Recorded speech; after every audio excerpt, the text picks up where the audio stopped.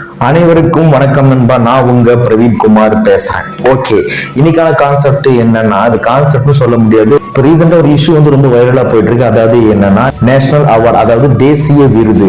இப்போ ரீசெண்டா சில படத்துக்கெல்லாம் தேசிய விருது கொடுத்திருக்காங்க. அதுதான் ரொம்ப கான்ட்ரவர்சியா போகிறதுக்கு முக்கியமான காரணம். சில படத்தை புறக்கணிச்சிருக்காங்க, சில படத்துக்கு தேசிய விருது கொடுத்திருக்காங்க. அதுதான் இப்போ ரொம்ப கான்ட்ரவர்சியா போயிட்டு இருக்கு. இப்ப அதை பத்தி நம்ம டீட்டெயிலா பார்க்க போறோம். அதோட முக்கியமா நீங்க எல்லாம் இப்பதான் கோவப்படுறீங்க, என்னடா இது அநியாயம் சொல்லிட்டு. நான் சின்ன வயசுலயே ஒரு விஷயம் கேள்விப்பட்டு அப்பயே தேசிய விருது மேல எனக்கு கொஞ்சம் அதிருப்தி ஏற்பட்டுச்சு. சின்ன வயசுலயே தனி ஒரு மாதிரி சிந்திக்க ஆரம்பிச்சிருக்கிறேன். யாரு நீ? தனி ஒரு இட்ஸ் மீ. விஷயத்துக்கு வர விஷயத்துக்கு வரேன். சின்ன வயசுல ஒரு விஷயம் கேள்விப்பட்ட, தேசிய விருது நம்ம தமிழ்நாட்டுல ஒரு 2 சூப்பர் ஸ்டாருக்கு ஒருத்தருக்கு கிடைக்கப்பட்டிருக்கு, ஒருத்தருக்கு கிடைக்கப்படல. அவர் யாருன்னு சொன்னா இது டூ மச். இது டூ மச் நீங்க சொல்லுவீங்க. ஏன்னா 2 பேருமே நல்ல நடிகர்கள் தான், நல்ல ஆக்டர் தான். நேஷனல் அவார்டு கிடைக்கப்பட்ட நடிகரின் ரசிகர்களே எங்க தலைவருக்கு விட அவருக்கு கிடைச்சிருக்கலாம்பா. ஏன்னா எங்க தலைவருக்கு அவருக்கு கிடைச்சிருக்கலாம். நடிப்பை மிஞ்சறதுக்கு அவரை விட்டு அவர் ஆள் இல்லப்பா அப்படின்னு அவங்களே ஒத்துப்பாங்க. அந்த மாதிரி ஆக்டருக்கு நேஷனல் அவார்டு கிடைக்கல, ஆனா இவருக்கு நேஷனல் அவார்டு கிடைச்சிருக்கு. இதுக்கு ரீசன் என்னன்னா அரசியல். அது மட்டும் இல்லாம தேசிய விருதுல நிறைய பாலிடிக்ஸ், நிறைய அரசியல் இருக்கு. எல்லாத்தையும் ஒன் பை ஒன்னா பார்க்கலாம். அதுக்கு நம்ம சேனலுக்குள்ள போகலாம்.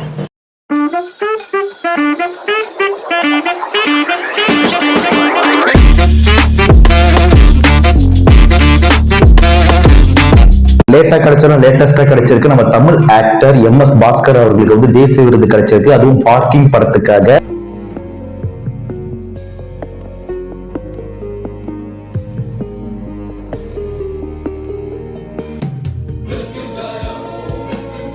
காலாஸ்கை சேனல் சார்பாக MS பாஸ்கர் அவர்கள் வாழ்த்துக்கள். அது மட்டும் இல்லாம மலையாள படத்துக்காக நம்ம ஊர்வசி மேடம் அவர்களுக்கு தேசிய விருதும் கிடைச்சிருக்கு. அவங்களுக்கும் வாழ்த்துக்கள். சரி, இப்போ விஷயத்துக்குள்ள வருவோமா? ஆரம்பிக்கலாமா?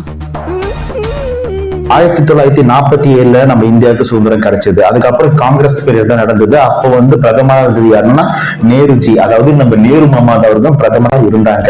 அதாவது கிட்டத்தட்ட 7 வருஷம் கழிச்சு 1947 நம்மளுக்கு சுதந்திரம் கிடைச்சது. அதுக்கப்புறம் ஒரு 7 வருஷம் கழிச்சு 1954 பிரதமர் நேரு அவர்கள் ஒரு அறிவிப்பு அறிவிக்கிறார். அதாவது என்னன்னா, இந்தியால கலைத்துறையில இருக்கிறவங்களுக்கு ஒரு விருது நாங்க தர போறோம். அதாவது சிறந்த நடிப்புக்கான விருது, சிறந்த படத்துக்கான விருது, துணை நடிகருக்கான விருது, அந்த மாதிரி ஒரு அவார்டு பேஸ் பண்ணி இந்தியா முழுக்க இருக்கிற படத்தை எது பெஸ்டா இருக்கோ அந்த படத்துக்கு தேசிய விருது தரப்போறன்னு அப்ப பிரதமர் நேரு அவர்கள் அறிவிச்சாங்க. இதை எதுக்கு கொண்டு வந்தாங்க? ஓட்டப்பந்தயத்துல ஒரு 3 பேர் ஓடிட்டு இருக்காங்க. ஃபர்ஸ்ட் வந்தாலும் முதல் பிரைஸ் தான், செகண்ட் வந்தாலும் முதல் பிரைஸ் தான், தேர்ட் வந்தாலும் முதல் பிரைஸ் தான் அப்படின்னு சொன்னா அந்த ஓட்டப்பந்தயத்துல என்னங்க கிக் இருக்கு? அவன் பண்றதெல்லாம் அவனுக்கு கிக், மத்தவங்களுக்கு இப்ப ஃபர்ஸ்ட் வந்தவங்களுக்கு முதல் பிரைஸ், செகண்ட் வந்தவங்களுக்கு செகண்ட் பிரைஸ், தேர்ட் வந்தவங்களுக்கு தேர்ட் பிரைஸ். அடுத்த வருஷம் தேர்ட் வரவன் செகண்ட் வர ட்ரை பண்ணுவான், செகண்ட் வரவன் ஃபர்ஸ்ட் வர ட்ரை பண்ணுவான். அந்த போட்டி கொஞ்சம் விறுவிறுப்பா நடக்கும். இது பாக்குறவங்களுக்கும் இன்ட்ரெஸ்டா இருக்கும், ஓடுறவங்களுக்கும் ஒரு குறிக்கோள் ஜெயிக்கணும், ஜெயிச்சே ஆகணும்னு அது என்ன நம்மளுக்கு வரும்னு சொல்லிட்டு ஒரு பந்தயம் மாதிரி வைப்பாங்க. இத்தனை மெத்தடை தான் சிறந்த நடிகருக்கான விருது இந்த வருஷம் தேசிய விருது அடிச்சு காட்டுறோம் பாருன்னு ஹீரோவும், சிறந்த டைரக்டருக்கான விருது இந்த வருஷம் அடிச்சு காட்டுறோம் பாரு சொல்லி டைரக்டரும் அந்த ரன்னிங் ரேஸ் மாதிரி இவங்களும் ஓடுவாங்க. அப்ப சிறந்த படைப்புகள் நம்ம இந்தியாவுக்கு வரும் என்ற அந்த காரணத்தினால தான் தேசிய விருது கொண்டு வந்தாங்க. ஆனா இப்போ எப்படி இருக்குன்னா,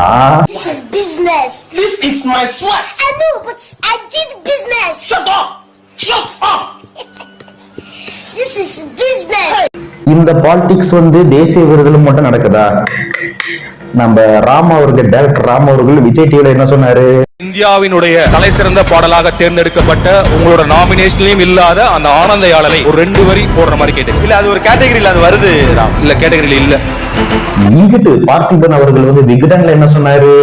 2 தேசிய விருது இருக்கு, நிறைய விருதுகள் இருக்கு. ஆனா விகடன் விருது இது வரைக்கும் என்கிட்ட இல்ல. ஆஸ்காரோடைய எலிஜிபிள் பிலிம்ஸோட லிஸ்ட்ல என் படம் இருக்கு, ஒத்த செருப்பு இருக்கு. ஆனா போன வாரம் வந்த விகடனுடைய லிஸ்ட்ல என்னுடைய படம் இல்லை. இனிமே விகடன்ல தான் நான் விருது பெற விரும்பல அப்படிங்கறத மட்டும் நான் இங்க பதிவு செய்ய விரும்புறேன். நன்றி. சொன்னி அது யாருக்கா கொடுத்தாங்க? சொல்றப்பா முதல்ல பாயிண்ட் வந்துட்டு அப்புறம் சொல்றேன். வெயிட் பண்ணுப்பா அவர் யாருன்னு லாஸ்ட்ல சொல்றேன். ஓகே, நிறைய தரமான சினிமாக்கள் தமிழ்லயும் வந்திருக்கு, கேரளால வந்திருக்கு, ஆந்திரால வந்திருக்கு, கர்நாடகால வந்திருக்கு. ஆனா செலக்ஷன் பண்ணிருக்கிற சினிமாக்களை பார்த்துட்டு நிறைய பேரோட இதயமே நொறுங்கி போச்சு. அந்த சினிமா லவர்ஸோட இதயமே நிறைய பேர் நொறுங்கி போச்சு. அதாவது அதுல வந்து ஷாருக் கான் அவர்களுக்கு ஜவான் படத்துல வந்து நேஷனல் அவார்டு கிடைச்சிருக்கு. அப்புறம் வந்து பகவத் கேசரி நம்ம பாலகிருஷ்ண அவர்கள் நடிச்ச படத்துக்கு வந்து நேஷனல் அவார்டு கிடைச்சிருக்கு. அப்புறம் வந்து கேரளா ஸ்டோரிக்கு வந்து நேஷனல் அவார்டு கிடைச்சிருக்கு. நம்ம சசிகுமார் அவர்கள் நடிச்ச அயோத்தி படம் நிராகரிக்கப்பட்டிருக்கு. அதுக்கப்புறம் வந்து நம்ம ஊர்வசி மேடம் நடிச்ச ஜெய் பேபி அந்த படமும் நிராகரிக்கப்பட்டிருக்கு. இதெல்லாம் கூட இன்டர்நெட்டே இப்ப பத்தி எரிஞ்சிட்டு இருக்குது ஒரே ஒரு படத்தினாலதான். அதாவது மலையாள ஆக்டர் பிருத்திவிராஜ் அவர் நடிப்புல வந்து ஆடு ஜீவிதம் திரைப்படம் வந்து தேசிய விருதுக்கு அங்கீகாரம் பெறல.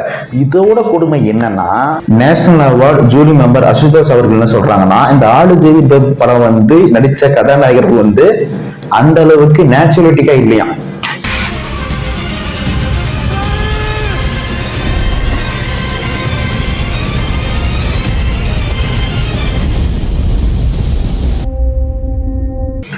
பகவத் கேசரியோடவா நேச்சுரலிட்டியா இல்ல, ஜவானோடவா உண்மைத்தன்மையா இல்ல, என்னடா இது எனக்கு புரியல. இப்போ நான் என்னதான் சிரிச்சாலும் உள்ள தக தக தக தக தக தக எரியுது எனக்கு. இப்ப நிறைய ஆக்ட்ரஸ் வந்து இன்டர்நெட்ல இருந்து இப்ப என்ன வைரலா பேசப்பட்டு இருக்காங்கன்னா, சிறந்த நடிகருக்கான தேசிய விருது வந்து பிருத்திவிராஜ் அவர்களுக்கு தான் ஆடு ஜீவித படத்துக்காக கொடுத்திருக்கணும். ஆனா நீங்க யாருக்கு கொடுத்திருக்கீங்கன்னா ஷாருக் கானுக்கு கொடுத்திருக்கீங்க. श्री राम कॉलेज में। तो फिर ऐसे करते करते टेलीविजन आ गया। मैं इंटरेस्टेड था ही नहीं बिल्कुल, तो मैंने करना ही नहीं चाहा। उम्मीद वो किया और लगा मैं हीरो नहीं बनूंगा। लगा अगर नाम लूंगा तो वो आई लव यू चलने वाले शाहरुख खान।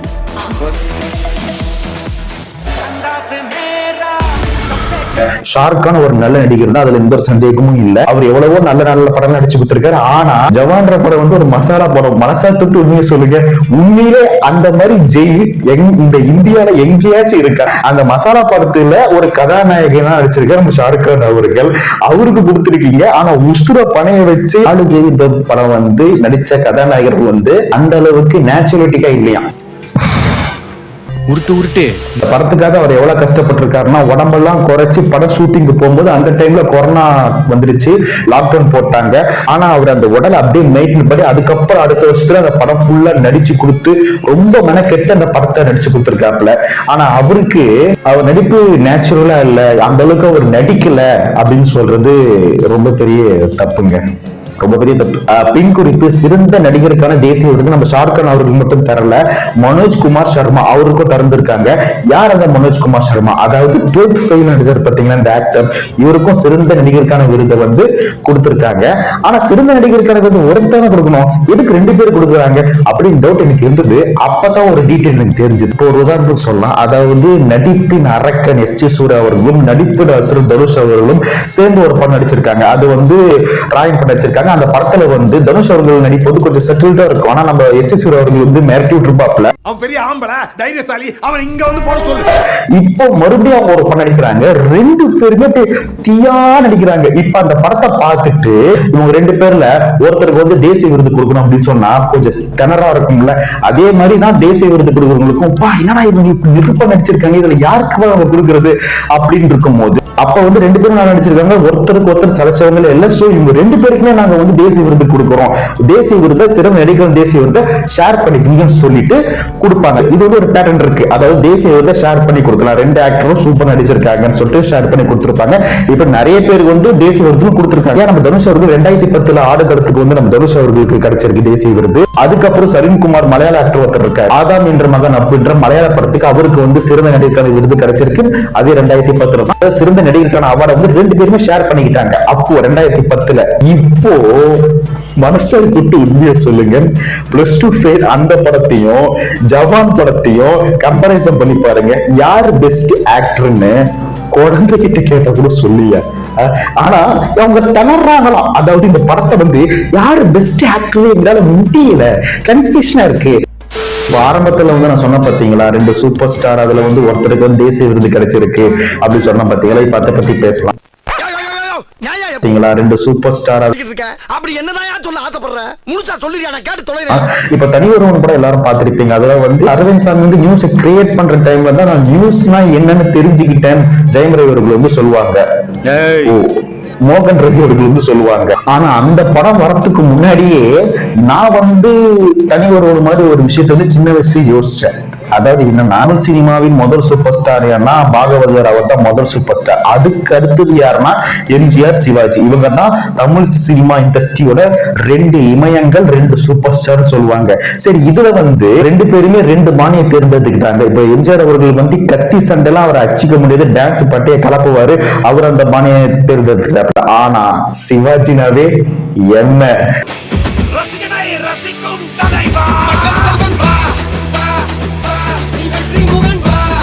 நடிப்பனாவே சிவாஜி கணேசன் தான் பண்ணு. நம்ம எம்ஜிஆர் ரசிகர்களே ஒத்துப்பாங்க. அந்த மாதிரி நடிப்பின் சிகரமான சிவாஜி கணேசன். கேட்டுதான் தலைவா, நானும் தான்ப்பா. ஆனா நம்ம சிவாஜி கணேசன் அவர்களுக்கு எத்தனை தேசிய விருது கிடைச்சிருக்கு? என்னடா உள்ள ஒண்ணுமே இல்ல, ஒண்ணு கூட கிடைக்கல. நம்ம சிவாஜி கணேசன் அவர்களுக்கு ஒரே ஒரு தேசிய விருது கூட இந்திய அரசு தரல. இது வந்து யாருக்கு அசிங்கன்னா நீங்களே சொல்லுங்க, யாருக்கு அசிங்கன்னு கீழே கமெண்ட் பாக்ஸ் சொல்லுங்க, நான் பார்த்து தெரிஞ்சுக்கிறேன். ஆனா நம்ம எம்ஜிஆர் அவர்களுக்கு 1971ஆம் ஆண்டு ரிஷா கரன் திரைப்படத்துக்கு சிறந்த நடிகருக்கான விருது, தேசிய விருது கிடைச்சது. அப்போ எம்ஜிஆர் அவர்கள் திமுகல எம்எல்ஏ இருந்தாரு. எம்எல்ஏவா இருந்தாரு. அரசியல். உடனே எம்ஜிஆர் ரசிகர்கள் வந்து திட்ட வந்துடாதீங்க, எனக்கும் எம்ஜிஆர் ரொம்ப ரொம்ப பிடிக்கும். பட் ஆனா நீங்களே கொஞ்சம் மனசை தொட்டு நீங்க சொல்லுங்க, நடிப்புனா எம்ஜிஆரா சிவாஜியா? எம்ஜிஆர் அவர்கள் சிறந்த நடிகர் தான். ஆனா 2 பேர்லயும் சிறந்த நடிகர் யார்? நீங்க கீழே கமெண்ட் பாக்ஸ் சொல்லுங்க, சிறந்த நடிகர். அதே மாதிரிதான் இப்போ வந்து ஆந்திரால வந்து எம்எல்ஏவா இருக்கிறது யாரு? நம்ம பாலகிருஷ்ணா அவர்கள். அரசியல். பாலகிருஷ்ணன் நடிச்ச பகவத் கேசரி நேஷனல் அவார்டு கிடைச்சது. ஆமா, பகவத் கேசரிக்கு தான் சிறந்த தேசிய விருது கிடைச்சிருக்கு. அந்த படம் தானே இப்போ நடிச்சு இருக்கிறாங்க சொல்லிட்டு. ஆமா, விஜய் அவர்கள் தான் அந்த படத்தை வந்து இப்போ எடுத்துட்டு இருக்காங்க. நம்ம விஜயும் இப்ப அரசியல் நிற்கிறாரு, ஒரு ஜேஷ்டா அவருக்கும் தேசிய விருது கிடைக்கும்ல. எங்க வர்றது எனக்கு தெரியும். இப்ப கிடைக்காதுன்றியா நீ? இப்போ சொல்றா, சொல்லு. தலையாட்சி ஆட்டுறா, இப்போ எனக்கு தலையாட்டு தலையை கூட ஆட்ட மாட்டேன்டா. இப்போ ஊர்வசி மேடம் அவர்கள் பாராட்டி ஆகணும். ஏன்னா தைரியமா அவங்க ஒரு ஸ்டேட்மெண்ட் கொடுத்திருக்காங்க. இப்போ கேரளால வந்து உள்ளொழுக்கம் திரைப்படத்துல வந்து அவங்க தேசிய விருது வாங்கியிருக்காங்க. ஆனா வந்து தமிழ்நாட்டுல நடிச்ச ஜெய் பேபின்ற திரைப்படத்துல வந்து அவங்க வந்து அவார்டு வாங்கல. அதுக்கு அவங்க சூப்பரா ஒரு விஷயம் சொன்னாங்க. அது என்னன்னா, ஜெய் பேபி வந்து ரொம்ப முக்கியமான படமா இருக்கும். ஜெய் பேபிக்கு விருது கிடைக்காது, வருத்தமா இருக்கா? ஒரு சிறு வருத்தம் உண்டு. ஏன்னா அது ஒரு வாழ்ந்த கேரக்டர். வந்து ஒரு நிறைய பேர் வாங்கின ஒருத்தரை பற்றி படம் எடுத்திருந்தா கவனிச்சிருப்பாங்களோ என்னமோ. இது ஒரு சாதாரண மக்களோடு மக்களாக வாழ்ந்த ஒரு சாதாரண பெண்மணி.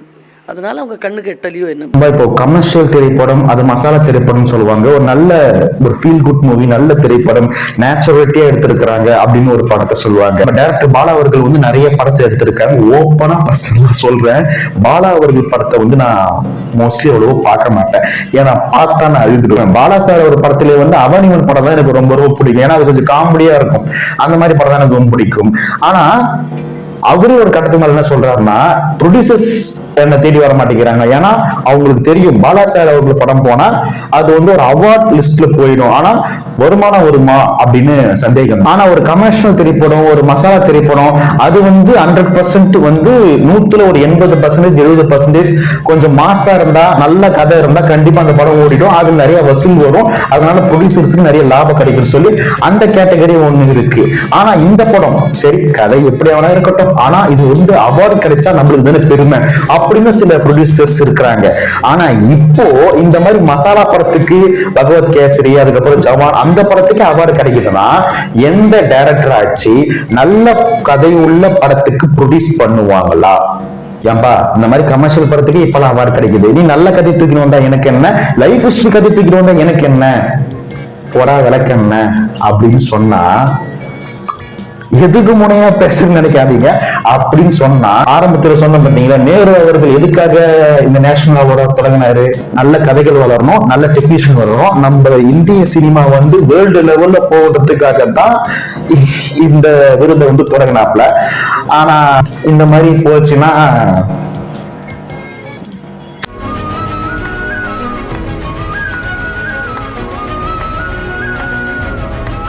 ஓகே நண்பா, எனக்கு தெரிஞ்ச அளவுக்கு நான் எக்ஸ்பிளனேஷன் கரெக்டா பண்ணியிருக்கிறேன்னு நான் நினைக்கிறேன். கரெக்டா தான் பண்ணியிருக்கிறேன்னா கீழே கமெண்ட் பாக்ஸ் சொல்லுங்க, இல்ல ஏதாவது தப்பு பண்ணிருந்தா அதையும் கீழே கமெண்ட் பாக்ஸ் சொல்லுங்க, நான் பார்த்து தெரிஞ்சுக்கிறேன். இந்த வீடியோ உங்களுக்கு பிடிச்ச காலஸ் கைசன் லைக் பண்ணுங்க, ஷேர் பண்ணுங்க, கமெண்ட் பண்ணுங்க, மறக்காம சப்ஸ்கிரைப் பண்ணுங்க, பக்கத்துல இருக்க பெல் ஐகானை பிரஸ் பண்ணுங்க, குறிப்பா லைக் பட்டனை பிரஸ் பண்ணுங்க. நீங்க லைக் பட்டனை பிரஸ் பண்ணா இந்த வீடியோ 4 பக்கம் போகும், நம்ம சேனல் கொஞ்சம் கொஞ்சமா வளரும். உங்களிடம் இருப்பது உங்கள் பிரவீன் குமார்.